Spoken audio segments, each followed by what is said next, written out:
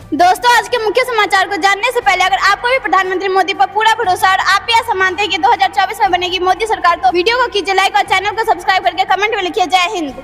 आयुष्मान योजना में 10 लाख का बीमा, महिलाओं को 33% आरक्षण, किसानों को हर साल 8,000 रुपए, मिजोरम के लिए बीजेपी का घोषणा पत्र जारी। समंदर में भारत की बढ़ेगी ताकत, 26 नए राफेल विमान नेवी में होंगे शामिल, INS विक्रांत पर होगी तैनाती। चीन को पछाड़ सकता है भारत, इवेंट के दौरान इटली के राजदूत ने भारतीय युवाओं के कौशल को सराहा। आज पीओके के लोग कहने लगे कि हमें भारत का हिस्सा बनाइए, लखनऊ में बोले सीएम योगी। जम्मू में सुबह तक जारी रही पाकिस्तान का दुस्साहस, भारतीय सेना की जवाबी फायरिंग में कई रेंजर्स घायल। अमृत कलश यात्रा के समापन समारोह में भाग लेंगे पीएम मोदी, देश भर के 20,000 प्रतिभागी होंगे शामिल। टीएमसी के 11 दिग्गजों पर जांच, किसी को जेल तो किसी को बेल। एक लाख चलो की नीति पर मजबूर ममता बनर्जी। भारत ने की इजराइल हमास के बीच संघर्ष और हिंसा रोकने की अपील, बंधकों की रिहाई का किया आह्वान। गीता प्रेस के ट्रस्टी बैद्यनाथ अग्रवाल का निधन, मुख्यमंत्री योगी ने जताया शोक। हमास के हमले से लिया सबक, भारत अपनी सीमाओं की निगरानी के लिए करेगा ड्रोन तैनात। बाहरी दुनिया से गाजा का टूटा संपर्क, इंटरनेट फोन सेवाएं ठप, इजरायली सेना ने जमीनी और हवाई हमले किए तेज। पीएम मोदी के दान पर प्रियंका गांधी ने बोला झूठ, देवनारायण मंदिर के पुजारी बोले उनके बयान से भावनाएं आहत हुई। भारत ने रचा इतिहास, एशियाई पैरा खेलों में पूरे के 100 पदक, पीएम मोदी ने दी बधाई। नौसेना के राफेल M लड़ाकू विमान खरीदने की औपचारिक प्रक्रिया शुरू, लगभग 50,000 करोड़ की है डील। चकनाचूर हो गया पाकिस्तान के सिर का ताज, पाकिस्तानी एयरलाइंस के पास ईंधन खत्म, सैकड़ों फ्लाइट्स रद्द। कर्नाटक में कांग्रेस सरकार में किसान त्रस्त, बिजली आपूर्ति न होने कारण किराए के टैंकरों से खींच रहे फसल। 50 साल पूरा कर चुके पुलिस वाले किए जाएंगे बाहर, होगी स्क्रीनिंग, मांगी गई सूची। कानपुर में सीएम योगी की रैली से पहले सपा विधायक हाउस अरेस्ट, भारी पुलिस तैनात। आज महाकाल के शरण में पहुंचेंगे गृह मंत्री अमित शाह, चुनावी माहौल के बीच निकालेंगे रोड शो। कमलनाथ के गढ़ में पहुंचेंगे अमित शाह, देंगे जीत का मंत्र, नाराज नेताओं को भी साधने की कोशिश। सीएम धामी ने चेन्नई में किया रोड शो, कहा उत्तराखंड और तमिल संगम को आगे बढ़ाया जाएगा। सेना प्रमुख ने युवाओं को बताया बहुमूल्य राष्ट्रीय संपत्ति, देश को महान बनाने में योगदान का किया आह्वान। नए महाराष्ट्र के निर्माण के लिए मैं जल्द लौटूंगा, भाजपा ने पोस्ट किया फडणवीस का वीडियो। मेट्रो नेटवर्क विस्तार मामले में भारत जल्द होगा दूसरे नंबर पर, प्रतिदिन 1 करोड़ यात्री कर रहे सवारी। 15 सूत्रीय शीतकालीन कार्य योजना से मिलेगी दिल्ली वासियों को प्रदूषण से मुक्ति। UNGA में संघर्ष विराम पर प्रस्ताव पास, भारत ने वोटिंग से बनाई दूरी। यूपी और असम की तर्ज पर महाराष्ट्र में भी मदरसों का सर्वे, बुनियादी शिक्षा से वंचित मिले कई बच्चे। 5 राज्यों में सुरक्षा बलों की 1700 कंपनियों की तैनाती, 1,50,000 जवानों पर जिम्मेदारी। भगवान राम और सनातन धर्म के खिलाफ है पार्टी, बीजेपी मध्य प्रदेश प्रमुख VD शर्मा ने कांग्रेस पर साधा निशाना। देश के कई राज्यों में भारी बारिश का अनुमान, यूपी बिहार में तेजी से मौसम ले रहा करवट। स्वास्थ्य सेवा सुलभ बनाने पर सरकार का ध्यान, मनसुख मांडविया बोले कॉलेज में होगा 50 बिस्तर वाला अस्पताल। दिल्ली में 900 रुपए किलो बिका प्याज, कहा 100 के पार जाएगा भाव, आपके शहर में भी बढ़ेंगे रेट। राजस्थान में कांग्रेस को बड़ा झटका, पायलट के करीबी नेता ज्योति खंडेलवाल ने बीजेपी ज्वाइन की। UN में भारत का बड़ा कदम, गाजा में सीज फायर प्रस्ताव से बनाई दूरी, बंधकों को छुड़ाने का समर्थन। कतर नहीं दे सकेगा भारतीय नौसेना के 8 पूर्व अधिकारियों को सजा ए मौत, भारत सरकार ने संभाला मोर्चा। सचिन पायलट कैंप की ज्योति खंडेलवाल बीजेपी में शामिल, कांग्रेस को झटका, कई और नेता हुए शामिल। पीएम मोदी ने दी युवाओं को सौगात, 51,000 नियुक्ति पत्र बांटे, कहा नौकरी पाना अब आसान। दोस्तों, अगर आपने अभी तक वीडियो लाइक नहीं किया है तो कृपया वीडियो लाइक कर दीजिए। राम मंदिर होर्डिंग्स मामले में बीजेपी का कांग्रेस पर हमला, कहा कमलनाथ भी लगाएंगे होर्डिंग्स। पंजाब पुलिस को मिली बड़ी सफलता, बब्बर खालसा के 4 आतंकी गिरफ्तार। केंद्र ने लगाया अनुमान, इस साल खरीफ चावल के उत्पादन में 3% से ज्यादा की हो सकती है गिरावट। मणिपुर हिंसा की जांच में रोड़ा बन रहे अफसरों की कमी, एक अधिकारी कर रहा 500 मामले की निगरानी। मुकेश अंबानी को जान से मारने की धमकी, ईमेल पर मांगे 20 करोड़ रुपए, मामला दर्ज। भ्रष्टाचार के काल में समा रही पार्टी, 2011 से अब तक दर्जन भर से ज्यादा टीएमसी के नेता मंत्री गिरफ्तार। खाता ना बही, दुबई दीदी जो कहे वही सही। बीजेपी सांसद निशिकांत दुबे ने महुआ मोहित्रा पर कसा तंज। यूपी में जबरन रिटायर किए जाएंगे पीएसी कर्मचारी, 50 वर्ष से अधिक है आयु तो होगी स्क्रीनिंग। महाकुंभ में मौनी अमावस्या पर 6 करोड़ श्रद्धालु करेंगे निर्विघ्न स्नान, किए जा रहे विशेष प्रबंध। इजराइल ने तेज के जमीनी हमले, गाजा का संपर्क पूरे दुनिया से कटा, संचार व्यवस्था ठप। बैंक ने भेज दी गलत क्रेडिट रिपोर्ट, तो अब ना ले टेंशन, 100 रुपए प्रतिदिन मिलेगा मुआवजा, आरबीआई ने बनाया नया नियम। महंगाई रोकने के लिए एग्री कमोडिटी ट्रेडिंग पर पाबंदी बढ़ी, अगले साल दिसंबर तक प्रतिबंध। बीजेपी ने मिजोरम के लिए जारी किया विजन डॉक्यूमेंट 2023, बोले विपक्ष का घोषणा पत्र कागज का टुकड़ा। सीएम योगी ने औरैया को दी करोड़ों की सौगात, बोले विकास कार्यों को आगे बढ़ा रही डबल इंजन की। दिल्ली की वायु गुणवत्ता बहुत खराब श्रेणी में पहुंची, धूल प्रदूषण को रोकने के लिए स्पेशल टीम तैनात। तेजी से बढ़ रहा भारत की स्पेस इंडस्ट्री, 2040 तक $40 अरब तक पहुंचने की उम्मीद। एशियन पैरा खेलों में भारत ने 100 मेडल्स का आंकड़ा किया पार, पीएम मोदी ने एथलीटों को दी बधाई। 10 लाख लाभार्थियों को नहीं मिलेगा फ्री गेहूं, चना और चावल, राशन कार्ड रद्द करने की तैयारी। तेलों के आयात पर पाबंदी हटी, मूंगफली तेल 40 रुपए टूटा। मिट्टी लेकर ओडिशा से दिल्ली रवाना हुई ट्रेन, केंद्रीय मंत्री धर्मेंद्र प्रधान ने दिखाई हरी झंडी। मध्य प्रदेश राजस्थान के चुनाव से पहले कर्नाटक में बड़ी हलचल, शिव कुमार के बयान से मची खलबली। बंगाल में राशन घोटालेबाजों के कोड वर्ड पर खुलासा, ईडी को मिली डायरी, खुलेंगे राज। करनाल में अंत्योदय महासम्मेलन को ग्रैंड इवेंट बनाने की बीजेपी का मेगा तैयारी, केंद्रीय गृह मंत्री भरेंगे हुंकार। दोस्तों, अगर आपने अभी तक वीडियो लाइक नहीं किया है तो कृपया वीडियो लाइक कर दीजिए। हरियाणा के नए बीजेपी चीफ की सीएम से मुलाकात, कहा चुनाव की हर चुनौती के लिए तैयार। बस्तर में मतदान के लिए सुरक्षा व्यवस्था कड़ी, लाखों जवानों की सुरक्षा के साये में होगी वोटिंग। खुले बाजार में 200 टन तक गेहूं खरीद सकेंगे थोक व्यापारी, देश का विदेशी मुद्रा भंडार घटा। भारतीय एयरटेल के चेयरमैन सुनील मित्तल ने कहा दुर्गम इलाकों में भी आसान होगी नेटवर्क कनेक्टिविटी। सोने की कीमतों में नहीं हुआ कोई बदलाव, चांदी 400 रुपए कमजोर हुई। कानपुर को मिली 501 करोड़ की सौगात, योगी बोले सपा बोलती कुछ है और करती कुछ है। प्रश्न पत्र पर गरमाई सियासत, गिरिराज सिंह बोले नीतीश कुमार की सरकार संस्कृत का इस्लामीकरण कर रही। बाइडेन से मिले चीनी विदेश मंत्री, अमेरिकी राष्ट्रपति ने किया साथ मिलकर वैश्विक चुनौतियों से लड़ने का आह्वान। नवंबर में सरकार के सामने वायुसेना रखेगी 3 अहम प्रस्ताव, तेजस की खरीद और सुखोई को अपग्रेड करने की परियोजना शामिल। इजराइल हमास युद्ध से पेट्रोल डीजल महंगा, पेट्रोल पर 54 और डीजल के दाम में 53 पैसे का इजाफा। टीएमसी सांसद महुआ मोहित्रा की मांग को एथिक्स कमेटी ने किया खारिज, 2 नवंबर को पेश होने का दिया आदेश। पाकिस्तान में राजनीतिक और आर्थिक अस्थिरता बढ़ने का खतरा, अफगानिस्तान से आ रहे आतंकवादियों ने भी बढ़ाई परेशानी। प्रियंका गांधी के मध्य प्रदेश दौरे पर सीएम शिवराज ने किया कटाक्ष, बोले कांग्रेस मध्य प्रदेश में खोल रही झूठ की दुकान। इंडिया छोड़ भारत नाम की ओर बढ़ता देश, अब रेल मंत्रालय ने कैबिनेट को भेजा प्रस्ताव, सियासत तेज। राजस्थान चुनाव में नारायण पंचरिया का दावा, बोले भाजपा के पास अच्छे नेता, अच्छी नीयत और अच्छी नीति, गहलोत को मिलेगी कड़ीरी हार। पीएम मोदी का दावा, बोले युवाओं के भविष्य को ध्यान में रखकर मिशन मोड में काम कर रही सरकार। India mobile Congress 2023, PM Modi ने दूरसंचार में भारत की परिवर्तनकारी भूमिका की सराहना की। अमित शाह ने मध्य प्रदेश की 3 दिन की यात्रा जबलपुर से की प्रारंभ।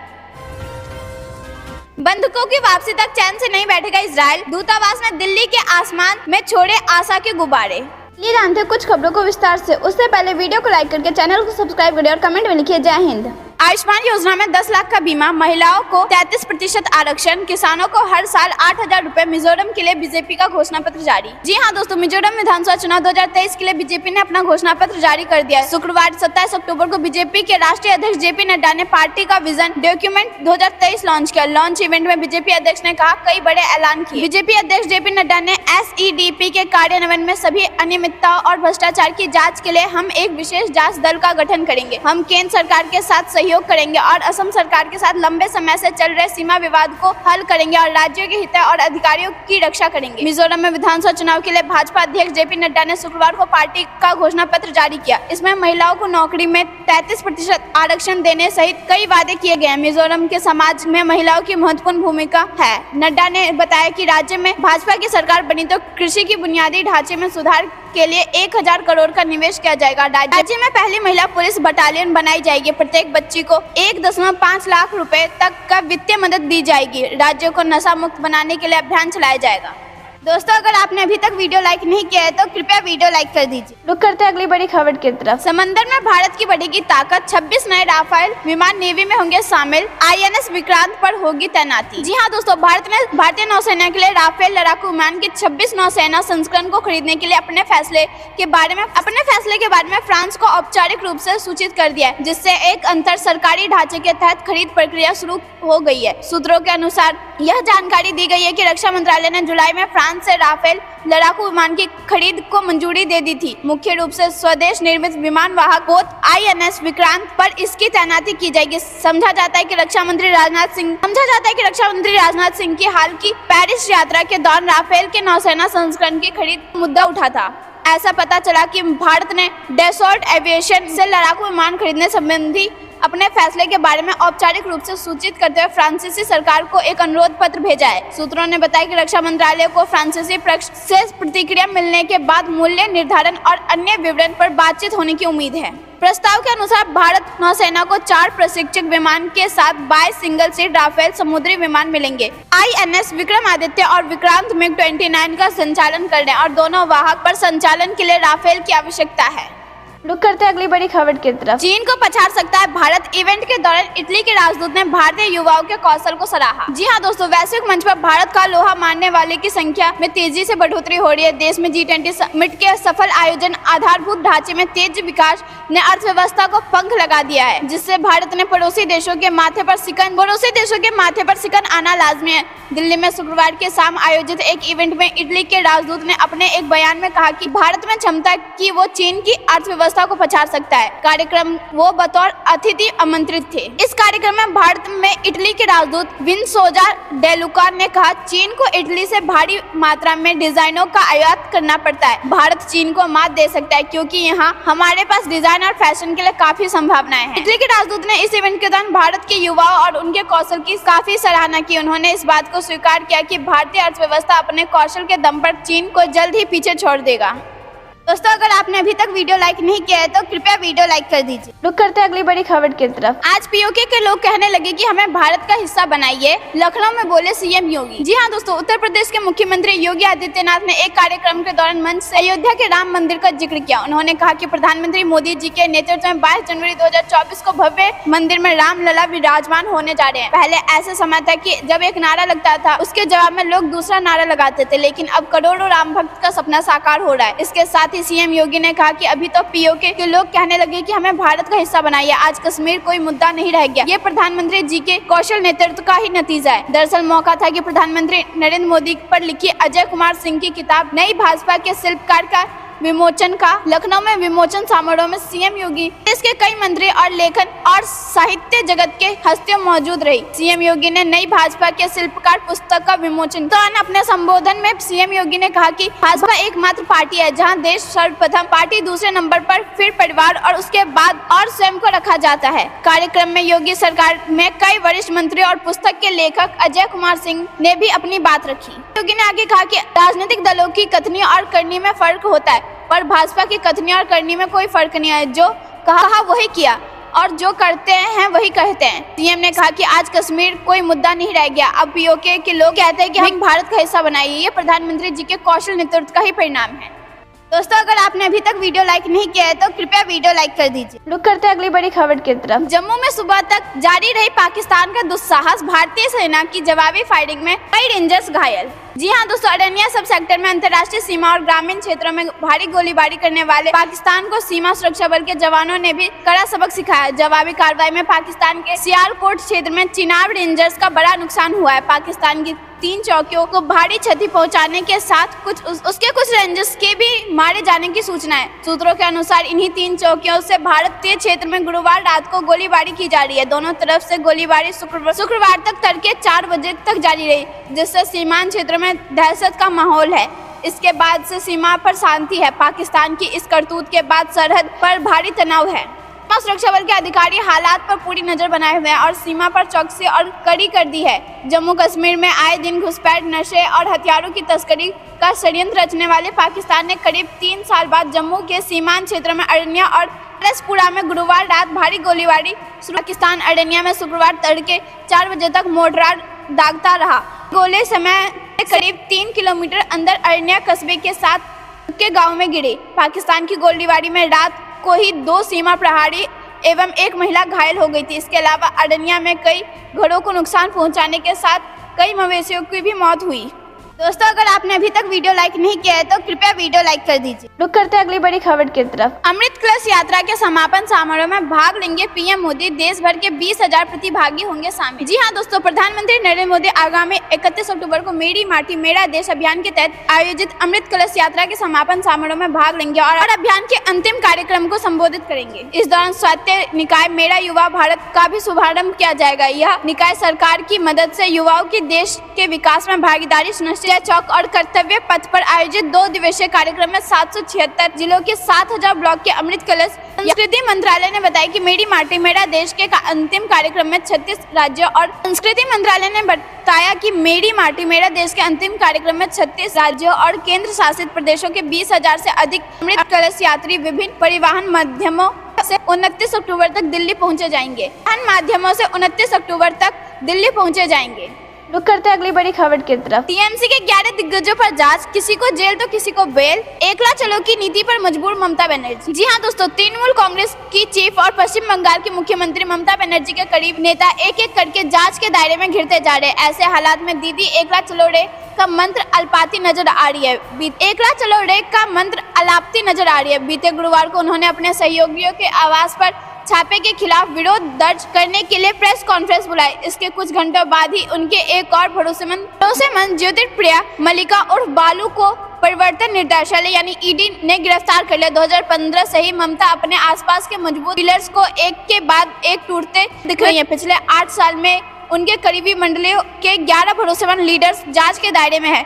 इनमें मंत्री, सांसद, विधायक और संगठनात्मक दिग्गज शामिल है, जिन्हें सीबीआई और ईडी की ओर से विभिन्न भ्रष्टाचार के मामलों में सुदीप बनर्जी, पूर्वी मंत्री मदन मित्रा और मंत्री महापौर फरियाद हकीम जमानत पर बाहर है, मगर ये भी एक तरह से टूट चुके हैं। ममता के सबसे पुराने सहयोगी एवं ब्रत मुखर्जी और पूर्व सांसद सुल्तान अहमद जैसे अन्य लोगों की जांच प्रक्रिया के दौरान मौत हो गई। यदि उनके मौत का ठीकरा केंद्रीय एजेंसियों और जांच पर फोड़ती रही। अनुव्रत मंडल और ज्योतिप्रिया मल्लिक जैसे टीएमसी के लिए बहुत अहम माने जाते रहे।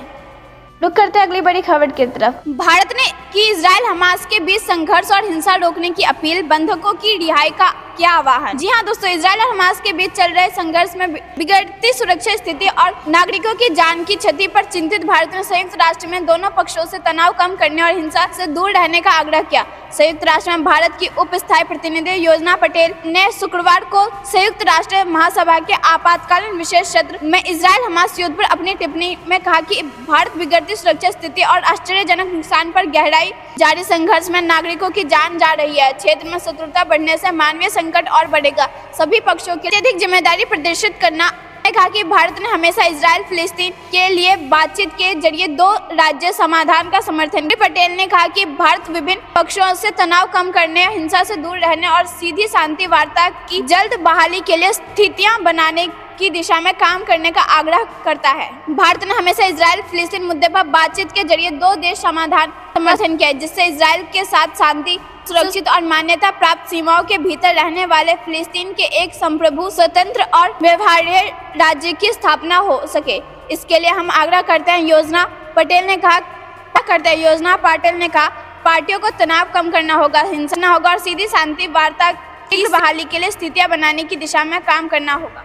दोस्तों, अगर आपने अभी तक वीडियो लाइक नहीं किया है तो कृपया वीडियो लाइक कर दीजिए। तो करते हैं अगली बड़ी खबर की तरफ। पीएम मोदी के दान पर प्रियंका गांधी ने बोला झूठ, देवनारायण मंदिर पुजारी बोले उनके बयान से भावनाएं आहत। जी हां दोस्तों, पीएम मोदी के श्री देवनारायण मंदिर में चंदा देने और उसके खुलासे पर हुए विवाद को लेकर अब मंदिर समिति ने निंदा की है। श्री देवनारायण जी भगवान के 1111वें अवतार दिवस कार्यक्रम में पीएम मोदी भी शामिल हुए थे। इस अवसर पर उन्होंने दान पेटी में भेंट स्वरूप एक लिफाफा डाला था। इस लिफाफे को लेकर अब विवाद हो रहा है। मंदिर के पुजारी ने पीएम के दान के मुद्दे पर झूठ बोलने के लिए प्रियंका गांधी की निंदा की। उन्होंने बताया कि मंदिर कमेटी कभी भी दान के बारे में खुलासा नहीं करती। पुजारी ने कहा कि इससे भगवान में आस्था रखने वालों की भावनाएं आहत। पुजारी ने कहा कि पीएम मोदी के लिफाफे में 20 से 21 रुपए के दान वाली बात कहना गलत है। आपको बता दें कि 20 अक्टूबर को कांग्रेस महासचिव प्रियंका गांधी ने दौसा में एक रैली को संबोधित किया था। इस रैली में उन्होंने पीएम मोदी पर निशाना साधा। प्रियंका गांधी ने कहा कि पीएम ने एक मंदिर में आकर दान दिया और ढक्कन खोला तो 21 रुपए मिले। उन्होंने कहा कि बीजेपी के वादे भी पीएम मोदी के दान की तरह ही है। गौरतलब की बात है कि भगवान देवनारायण के 1111वें प्रकोष्ठोत्सव पर आयोजित कार्यक्रम में पीएम मोदी भी पहुंचे थे। उन्होंने यहाँ मंदिर का दान पत्र कुछ विशेष अवसरों पर ही खोला जाता है। 25 सितंबर को जब दान पत्र खोला गया तो इसमें पीएम मोदी के नाम का लिफाफा था। उस लिफाफे में 21 रुपए मिले। हालांकि मंदिर प्रशासन ने इस दावे को खारिज करते हुए कहा कि दान का कभी खुलासा नहीं किया जाता है। रुक करते अगली बड़ी खबर की तरफ। हमास के हमले से लिया सबक, भारत अपनी सीमाओं की निगरानी के लिए करेगा ड्रोन तैनात। जी हां दोस्तों, बीते 7 अक्टूबर को हमास के आतंकियों ने इजराइल पर चौंकाने वाला हमला करके 1000 से ज्यादा नागरिकों और सैनिकों की मौत को घाट उतार दिया था। इजराइल इस मामले का पूर्ण अनुमान लगाने में भी विफल रहा था और सीमा से घुसपैठ करते समय आतंकियों को ट्रैक करने में विफल रहा। अब भारत ने इस घटना से सबक लेते हुए अपनी सीमाओं की रक्षा के लिए कुछ खास कदम उठाने का फैसला लिया है। भारत इजराइल में हमास जैसे अचानक हमलों से बचने के लिए अपनी सीमाओं पर ड्रोन के साथ निगरानी प्रणाली स्थापित कर रहा है। देश के रक्षा अधिकारियों ने पिछले हफ्ते निगरानी और ट्रोही ड्रोन के 6 घरेलू विक्रेताओं से मुलाकात की और अगले महीने जल्द ही एक आदेश की घोषणा। सूत्रों के अनुसार ड्रोन के साथ सीमा की निगरानी प्रणाली की शुरुआत साल 2024 के मध्य तक शुरू हो सकती है। दोस्तों, ये थी दिन भर की सारी जरूरी और बड़ी खबरें। अंत तक बने रहने के लिए बहुत बहुत धन्यवाद। जाने से पहले वीडियो को लाइक और चैनल को सब्सक्राइब करके बेल आइकन दबाइए और कमेंट में लिखिए जय हिंद।